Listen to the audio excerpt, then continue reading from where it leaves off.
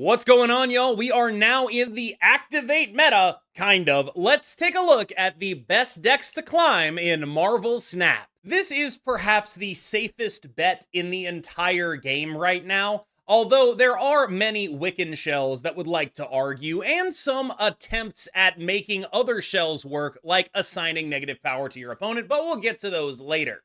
The point I'm trying to make here is there is not one overarching, clear-cut best deck in the current metagame right now. People are still experimenting with a lot of stuff.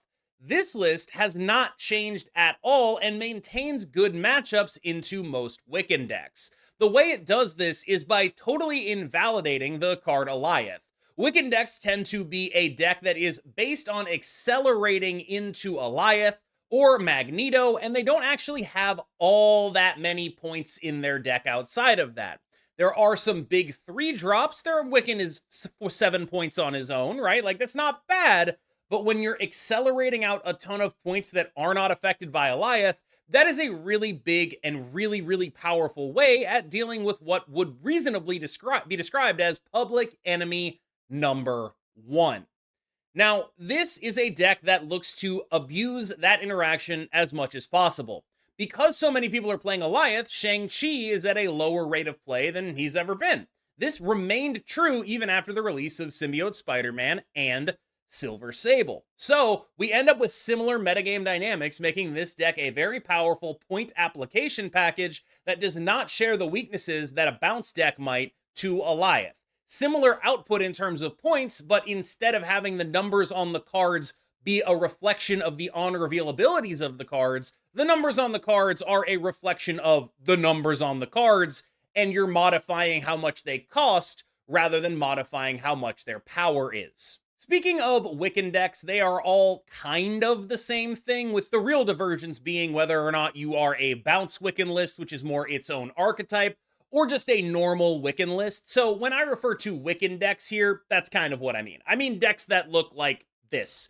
And so there are a billion different choices that you can make for the early game, but most of them sort of follow the same pattern. At least 3 1-drops, hopefully 1-drops that give you the ability to play stuff on turn 2 as well. Multiple 2-drops, hopefully 2-drops that give you the ability to play stuff on turn 2 as well. Usually about 3 3-drops, and then Wiccan, and then big guys. And this deck construction is actually the thing that TENS deck is trying to take advantage of, because it's hard to get a lot of power when all of your power is loaded into this top-end stuff, and the most important thing is getting through your early game.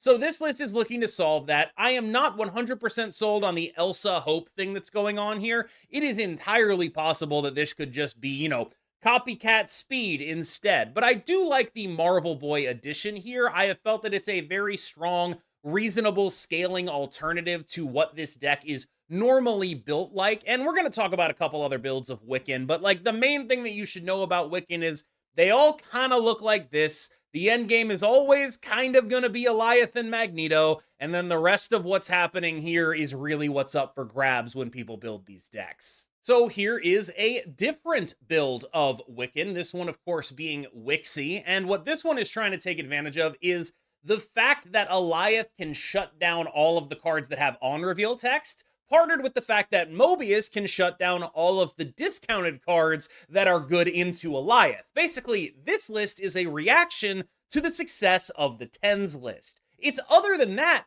going to be one of the weaker builds of this kind of archetype. Wiccan is an extremely powerful archetype that thrives on consistency. Pixie can be a little bit less than consistent. Even though the deck building incentives of Pixie and Wiccan are aligned, they both want a lot of cheap stuff and then a couple really big guys, it's more about the high rolls than it is about anything else. And when you add this kind of high roll package that has a potential downside, I didn't draw Mobius, all my cards suck, into a deck that is otherwise a consistent, excellent, strong mid-range deck, it can have the upside of raising that deck's ceiling, but it can also have the downside of lowering that deck's floor. And that's what this deck has to contend with. It's hard for me to know if it's better to play a build with Pixie or a build without Pixie when you aren't really looking at actually trying to get value out of your Mobius. The reason you want to pick up this build specifically is because you want Mobius, and Pixie comes with Mobius just kind of a free inclusion. Remember how I said pretty much anything can go as the supporting sub-theme in this deck?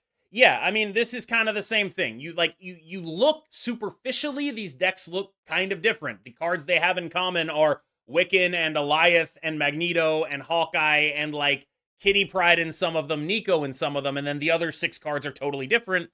That's kind of how a lot of Wiccan deck building is, where it's like, it's all kind of like this, and it's just like picking whatever mash of other cards you want to jam into here. So I use this one to say that like this and the Wixie build, like they genuinely could not be more different, even though they are the exact same archetype and they play the same a lot of the way. The thought process behind both of them is just totally different. This deck is built for mitigating risk by clogging your opponent and limiting what they can do. The Pixie deck is built for maximizing upside by playing Pixie Mobius and doing something that's stronger than what they can do. And so like the theories behind these decks are fundamentally, they are built off the same backbone, but they have total opposite theories here. This is a very KMB style deck where it's like about risk mitigation, about dealing with what your opponent is able to put on the board, having answers to stuff, whether they be in the form of Clog or in the form of just outpowering them or in the form of Eliath or in the form of Magneto. That's what this deck is about. And the other deck is very much about numbers. It wants to do numbers better than your opponent. Whoop, whoop. That's the sound of the police. This is the format police here. Sandman is here to make everyone have a less fun time.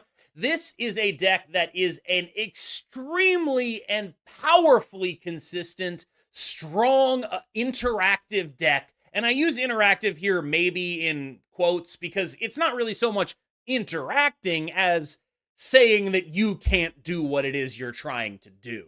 Sandman's ability to restrict cards to be only one able to be played on the final turn of the game, I'm really glad I got through that sentence, is a very powerful ability in the context of being able to put a lot of points on the board, either with an Ultron or before that turn actually happens. Building your deck for that eventuality lends you an inevitability that makes it very difficult in order for your opponent to understand what it is you're doing unless they know what every Sandman deck looks like. I prefer relatively disguised Sandman shells. In other words, I think that it is more likely that my opponent knows what I'm doing if I'm going for like a Patriot thing, then they're really thinking of Ultron. But if I'm playing this stuff, I think there's still non-zero chance that's not actually happening. If you prefer the Patriot builds, they do have a far higher ability to actually get points on the board. They are better at non-Sandman games, but I prefer these kind of just good cards, mid-range Sandman decks if I'm going to play a list like this. Now, I do think that there is one major flex slot in here, maybe two, depending on how you look at it. That flex slot is, of course, Kate Bishop versus something like, 4-drop like Captain Marvel. And the other flex slot is Cassandra Nova. I mean, the Sandman gets to kind of get away with still running Cassandra because it's not like they're ever going to play her on turn 4 or whatever. But, like, you could probably put whatever other 3-drop you wanted in there, and it would probably be 100% fine. Now on to the group of decks that have the most struggles against Sandman. Let's talk a little bit about what Bounce is doing in the current metagame. And Bounce is a fairly disparate deck type right now. I know a lot of people were worried that the nerf to Beast from 2-2 to 3-5 would be very damaging to this archetype. That eventuality just simply hasn't happened. It turns out a 3-5 with a good ability is still a very good card. And when you compare Beast to, say, Falcon, it is just a clearly better card still and the deck is still very, very, very functional. So this is the Ajax Bounce list. It is a very classic, consistent list. The real thing that this deck is trying to do is set up situations where your points are overwhelming. It does this via Ajax, and it does this via Werewolf by Night, and if you're smart, it will do this in a way that leaves you invulnerable to things like Shang-Chi. The major weaknesses of every Bounce deck in the current metagame are Eliath out of the Wiccan decks and Sandman out of the Sandman decks. Eliath means that all your on-reveal cool stuff on the final turn of the game is a goner, and so it puts you in these very awkward situations on final turns.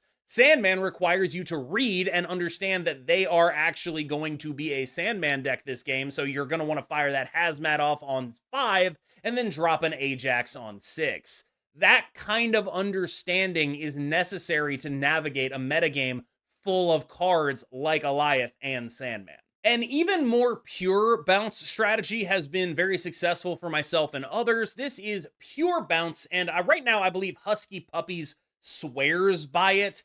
I am not overwhelmingly sold on the Symbiote Spider-Man. The major thing that it has going for it are a couple of interactions with cheap bounceable cards. So, for example, if you play a Rocket Raccoon in the Symbiote Spider-Man lane on the final turn of the game, then activate Symbiote Spider-Man, you are suddenly looking at 15 points of power because that Symbiote Spider-Man is going to be really, really big. Sorry, you are looking at 14 points of power because, no, I was right. It's 15 points of power. I got my math right, and then I got it wrong, and then I got it right again in the middle of that conversation. I was doing like 6 plus 5 plus 4, and I like gaslit myself out of it. I'm leaving all of this in. Every bit of this I expect you to see, and I expect you to not lose any respect for me, despite the fact that I just bungled elementary school math. Anyway, the other things that Symbiote Spider-Man are copying here are, if you can set it up, and you normally can because you're good at removing cards from the board, you are very interested in copying things like Sage, you are very interested in copying things like Hitmonkey, and so what this card is effectively doing is serving as a force multiplier for your on reveals. This, of course, accentuates the issues that you may have with cards like Alioth and Sandman. If you're looking for a force multiplier for your on reveals, well, what happens when your on reveals are not on anymore? So you do run into some general metagame issues. However, your point output is genuinely massive, and that has always been the biggest upside of bounce decks, is that they are just able to vomit more points than anyone else ever all of the time. And that's just a really strong thing to do. Finally, I mentioned Wiccan Bounce, and this is the list that I have been playing. I am not 100% positive who cooked this up, but I believe it was Crazy. But people have been playing Wiccan Bounce for a while, actually. And it is the one deck where I think you can conclusively say that the Beast nerf was actually a buff. Not only is this deck better at using the more expensive Beast is now actually a thing you're happy to play on 3. Not overjoyed, but if you have a Wiccan in hand, you can actually just play the guy. He will use all your energy, then you can Wiccan, and then you will be able to do a bunch of stuff with that. It's not an advisable playline, but compared to what that card was in this deck previously, it is actually a buff in this list. If I had to play one bounce list, I think all of them are actually fairly close together. They are all attempting to accomplish the same goal. They're just taking different routes to that. The one that does the points the best is almost certainly the Black Swan list, and that means that it's going to be the one that is the heads-up favorite in the mirrors. That list with the Symbiote Spider-Man is just able to go taller into other bounce decks. But, downside, it has more exposure to things like Alioth and Sandman. That's where a deck like this, which has Wiccan and Sasquatch in it, can come in and actually be able to meaningfully put power on the board and beat stuff like Alioth and Sandman. Think of this section as like a sliding scale, where we go from archetypes that are weaker to Alioth and Sandman to archetypes that are stronger into Alioth and Sandman. If I had to put them in order, I would say this one, then the Ajax one, then the pure bounce one in terms of strength to weakness against Alioth and Sandman.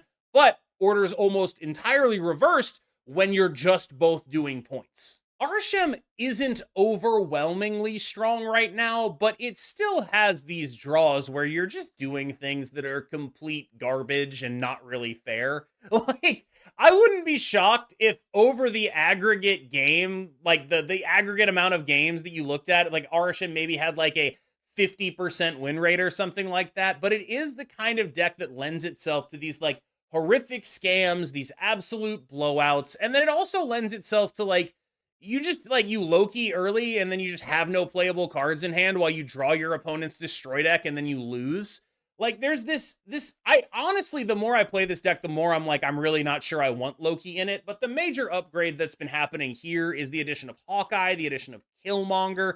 These are cards that are generally impactful right now. Killmonger especially is like, oh, okay, that's just actually a really good card right now. Nobody plays around it out of Arishem. You're going to be able to get value out of that in a bunch of different matchups, because when you look at these Wiccan decks, these bounce decks, tons of one drops, everywhere. And so you usually have targets for that in a way that people are not expecting out of a deck like yours.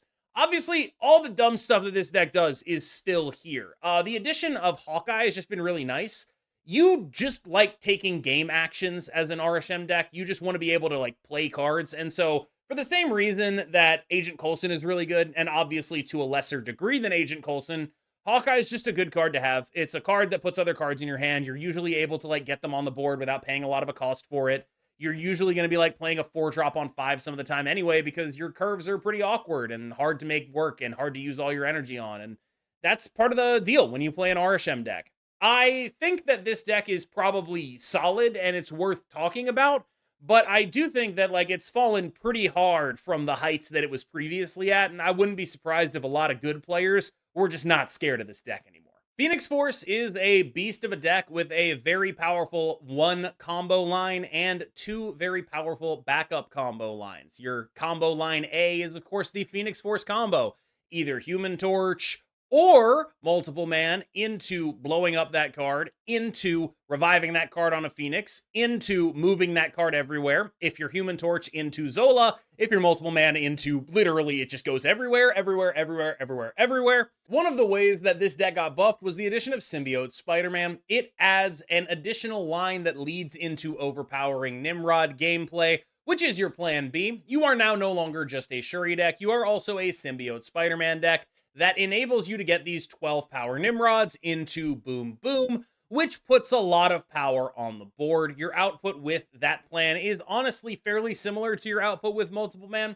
It is a little more predictable and a little more vulnerable to Alioth. You should still prefer the Phoenix Force list just in because of that situation, right? Like when we talked about this metagame, Sandman, Alioth, Commonplace, you prefer the Phoenix Force combo line. Don't get it twisted. Don't worry about like the specifics of it. It is better into both of those cards. If you think your opponent is going to play either of those cards, run them over.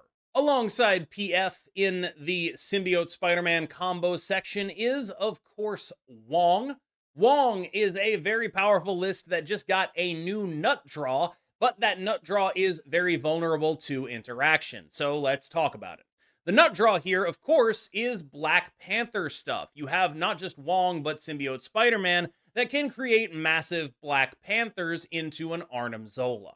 Downside is, of course, that this kind of strategy is very vulnerable to interaction, whether that be a card going across to your side of the board that Symbiote Spider-Man merges onto, or just simply getting the Black Panther blown up in some way, or your opponent plays the card Cosmo, or any number of awkward situations that can occur when your plan, again, same issue as Destroy, except I feel as though people want to snap decks like this much more than they are willing to snap with a Clog deck. I realize I said Destroy, I meant Clog. Same issue here though, where it's like, you have this sort of quasi-unbeatable nut draw, but if they beat it, they usually blow you out for a ton of cubes. And if it works, it's kind of face up on the board and you kind of know what's going on and your opponents are going to leave when they see what's up. And so that is this little bit of awkwardness that this deck can really create, where you have these situations where your whole game plan is visible to the board. The only ambiguity is, do I think they have the Zola or not? And that's really not a lot of ambiguity to have. Now, the good news for this deck is it's not married to the nut draw. This is a deck that can play a very normal Nomura game plan and not have to be a Panther Zola deck and face down those high leverage situations. It is a deck that can absolutely win normal games of Marvel Snap. It doesn't always have to put you into those spots. However, it is worth talking about the sort of, not necessarily bad cube equity, but the awkwardness of the cube equity of having a nut draw like that. One of the major developments at the top end of Infinite, and I think basically two of the major developments are sort of encapsulated in this deck. What you see is a vast increase in sort of affliction-based decks and a vast increase in Cosmo. This deck is a list that was built by Barzy, and to me, it strikes me as a very extremely anti-meta kind of list. The thing that this deck is trying to do is just be good enough to be in every game and have the tools to have an unpredictable turn 6, have a lot of power in the deck. This is a good cards list that doesn't really know it's a good cards list, but there is not a single bad card in here. Everything plays for above rate. Everything is giant for what it costs, and you have this super giant, which I personally, when I played this list, did not feel was overwhelmingly impactful, but it can meaningfully impact, say, Sandman decks in a way that is bad for them. It can meaningfully impact Bounce decks in a way that is bad for them. And so it could just be that I didn't run into enough of those, because there are certainly plenty of people playing those, but generally speaking, what this deck is actually trying to do is just be good cards plus tech. It just doesn't look like a good cards plus tech list, but that's actually what it is. Everything's playing for above rate. You have Cosmo and Supergiant and Luke Cage for your tech, and so you end up being that kind of deck. It's just built to accommodate a different meta than you might expect, because normally when people think of good cards plus tech, they think of like Shang-Chi and Shadow King, and that's not what this looks like. Surfer's just flat out decent. I just did a video on this deck. There is absolutely nothing wrong with playing it. There are so many budget substitutions you could make. This is a very easy deck to acquire, and you can play it at the highest levels if you want. I had no issues doing that yesterday, and this is just a very genuinely strong and reasonable and good deck. There is nothing anyone can say about this deck that will convince me that it is anything other than decent. At minimum, it is just decent. We talked about how Arishem is adopting Killmonger. We've talked about how there are so many good and playable 3-drops in here, and there are. You can make so many substitutions. Relevant tech for the metagame, like Red Guardian or Cosmo, can go in here. Like, you have so many options to customize this deck for what you are actually running into. It's just an infinite toolbox of 3-drops that is a powerful way to deal with a lot of what's happening now. Killmonger specifically, like when you look at the things that people are actually doing to clog you, a lot of them involve 1-cost cards, whether that be Titania, whether that be the Hood, whether that be an Acid Arrow. You can actually free up your lanes with that, and that is legitimately pretty solid. A return to form for Clog decks. I will say it was hard to pick a specific Clog deck here. This deck could very easily have been the high evolutionary deck that ELA was playing and a bunch of other streamers picked up. I only had one slot for Clog, so I decided to pick like the most archetypally Clog deck that had the best stats, and that was this list. But please understand that like I'm using this to talk about Clog as an archetype, not necessarily about Clog the specific list. Now, Clog is very powerful, but the main weakness that this deck has is an extremely poor cube profile. This is a deck that is very face up. You have absolutely no blowouts in a Clog deck. Everyone knows what you're doing, everyone can see it, and you're only ever winning 2 cubes if you win. Sometimes, if you're not confident enough, you're only ever winning 1 cube. This is a deck that has a very flat cube profile, but a very high win rate. It's a deck that is very good at forcing your opponent to retreat.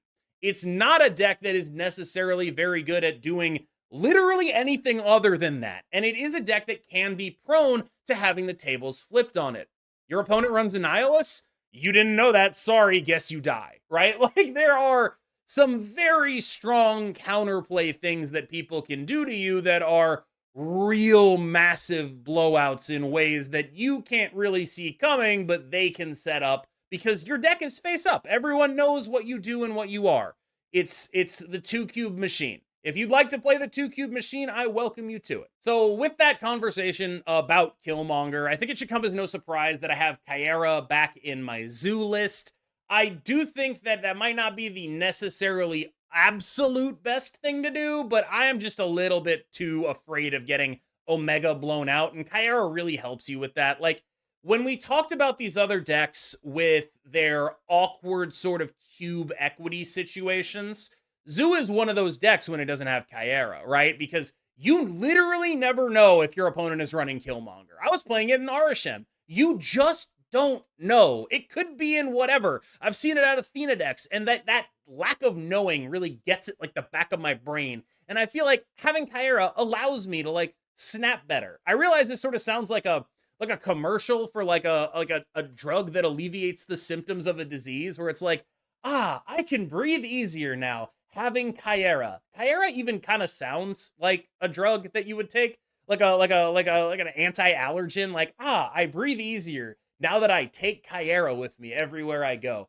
Anyway, that's honestly sort of how I think about her. Like, this is just a very solid, good, functional deck. It does points very well, and you alleviate the issues that can be caused by your opponent just randomly having the card that blows you out by preventing them from randomly having the card that blows you out. You do points in a really powerful way. You have a lot of numbers that you put on the board. Very competitive right now. The Darkhawk Ronan list has been actually legitimately upgraded by Symbiote Spider-Man in a meaningful way.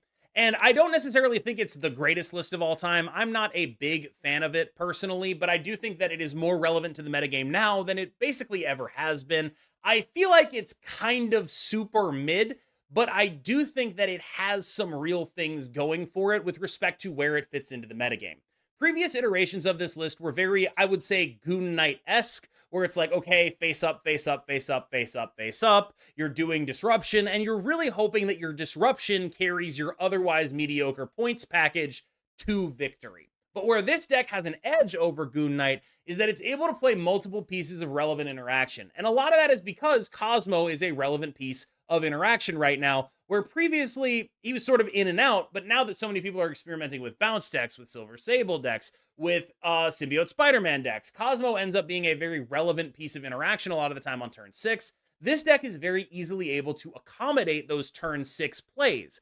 One of the big things that Symbiote Spider-Man gave to this deck is a big body that helped your disruption and helped you get and maintain priority. Because a lot of what this deck struggles with doing is getting priority for that turn 6 Cosmo while maintaining their disruptive abilities. And so when you're able to play something like a Symbiote Spider-Man and get it onto a Rock Slide, and then the next turn you play a giant Darkhawk, and then you're able to go Mystique Cosmo, suddenly you're looking at actual points. Now, interactivity is hard to come by in a deck that is as synergy-driven as this, but with all of the disruptive ability that we have, you are able to meaningfully put points on the board. I am not a big fan of this archetype, but if you are, it has literally never been better. This is the best time you will ever find for you to play a Ronan deck. I'm not saying that means this is good, but it is going to be about as good as you'll ever get from Ronan the Accuser. Everybody knows what Destroy is. Everybody knows what Destroy does. It does the things that it says on the tin. It blows up its guys. It makes big points when it can. And it has a general over-reliance on its nut draws and a general non-functionality when it is not nutting. Now, this is a deck that has the snap profile of a deck that we would say was like kind of closer to a combo deck. It needs its good cards, it needs them early, or it is unable to compete on points with a lot of decks. However, this deck is sort of benefiting from the Wiccan Eliath enforced metagame that we have right now, where it's like when you look at those Wiccan Eliath decks, there's not actually that many points in them. So if you are able to start scaling up a Deadpool and you have like the ability to do Deadpool null, you can reasonably be pretty sure you're going to blow them out unless they Eliath your null. And so that's really it demonstrates both like the power of Destroy being big numbers are really good. And if you're able to get those big numbers, the best decks in the game are usually unable to compete with you unless they Eliath your null, right? And so you end up in these like awkward situations where like if you can scale a Deadpool up high enough and get that extra energy,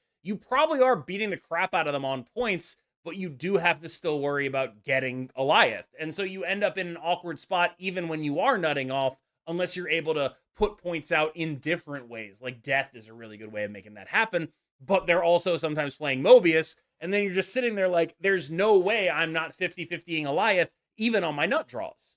Goon Knight is just good. Like, I realize there's not a lot of respect for this deck, and the main reason for that is just how face-up it is, how very few interactive pieces they have. But I think the thing that this deck has going for it is most people haven't identified it as a face-up deck yet. People haven't figured out that, like, if you're dead to their turn 6, you can leave, and their turn 6 is incredibly predictable. It's very easy to know what they're doing on turn 6. One of the easiest things in the game is to be like, oh, okay, did they discard a guy? Did they play Black Bolt? Okay, have they played Darkhawk yet? Well, I guess I know they're playing Darkhawk Stature on turn 6. Can I beat that? Oh, guess I should leave. Like, it's a very, very face-up deck. It's almost always like something that costs 5 and like either like a 1/7 stature or a 1/6 demon. Almost all of their games look like that. There are no interactive tools whatsoever. So the question they pose to you is basically, are you able to beat that? Can you beat that? Can you beat that thing? And the way you typically try to do that is by being ahead enough in each lane that the stature can't win it. That's the typical play line you take against this. Is just be like +7 in every lane or +8 in every lane if you can. Obviously, that's not always something you can do with this deck stripping cards out of your hand. But it's one of those things where it's like you can very easily math out like, oh, okay, if they Darkhawk here, then X. If they Darkhawk here, then X. What are my percentages to win this game? What plays do I have that beat this stuff? And so I think a lot of players that think about the game like that don't really have a lot of respect for Goon Knight, but not every player thinks about the game like that. And so it's a deck that just gets to clean up a lot of easy wins. This is a deck that, for some reason, people don't leave one games against. And like, when you look at this compared to, say, any Clog deck, right? That is a meaningful issue that it has, where it's like, oh, wait, people are actually leaving against the Clog deck, but they're not leaving against Goon Knight. And that is genuinely kind of a helpful thing to have. Mr. Negative is the same deck it's always been. It is still functionally playable, but it, as many decks will struggle, it does struggle with the existence of Eliath. It struggles with the existence of Sandman. Its counterplay to both of those some of the time is just magic.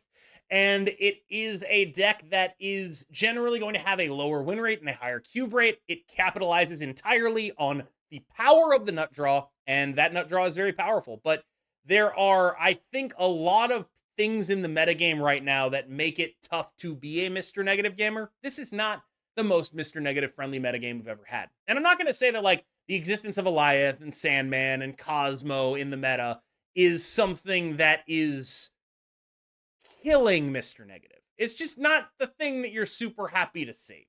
It's not like it's, oh no, I can't do this deck. It's just, you know, maybe there's better options than this. It's still functional. I'm not going to sit here and say it's not. Finally, honorable mention. I see people playing this list. I don't think it's particularly good, but I could not pass up the opportunity to get a Howard the Duck list on here. The numbers are okay enough that I do think it's fair to say, like, this deck is a deck you can play. However, the thing I really want to talk about here is how this deck is taking advantage of many of the metagame relevant pieces of tech that you see in other decks. The specific deck I want to compare it with, actually, is the deck that I described as just like a pile of good cards doing on-rate stuff earlier. You have the same Loot Cage, you have the same Cosmo, you have the same Man-Thing, you have the same US Agent. Like, these are actually just good on-rate cards right now, and they are what the strength of this deck actually is. It's not like this deck got any better in terms of absolute numbers, but those cards are more relevant to the metagame right now. People are doing things that those cards are good against in higher numbers, and that can cause a deck like this that is, in my opinion, not very good to be a deck that is, you know, borderline playable. And I think it's worth talking about that, pointing that out, and then saying, you know, what is it that's making this deck succeed? Can I replicate that in other lists? And the answer is actually, yeah, you can. All right, y'all. Thank you so much for making it through that video. I have been KM Best. You have been phenomenal. Thank you, thank you, thank you. I truly, truly appreciate it. And I just wanted to say, I know people are going to be asking, like, hey, KM, should I buy X for deck here? I do not think you should buy anything until we know what the impact of Madam Web and the upcoming OTA are on the metagame. Feel free to pin stuff, but I do not think that this is the kind of situation in which I can good faith say that you need to buy anything right now, because I cannot predict the future, and there are 2 potential shakeups coming next Tuesday and I think next Thursday. So with that said, thank you so much. I've been KM Best. You have been phenomenal, and I will see you in the next one.